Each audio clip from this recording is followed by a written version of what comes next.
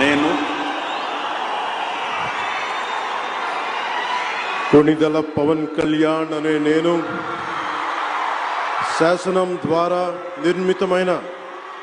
భారత రాజ్యాంగం పట్ల నిజమైన విశ్వాసం విధేయత చూపుతానని, భారతదేశ సార్వభౌమాధికారాన్ని సమగ్రతని కాపాడుతానని, ఆంధ్రప్రదేశ్ రాష్ట్ర మంత్రిగా నా కర్తవ్యాలను శ్రద్ధతో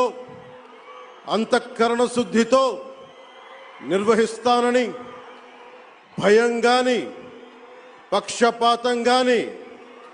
రాగద్వేషాలు గాని లేకుండా రాజ్యాంగాన్ని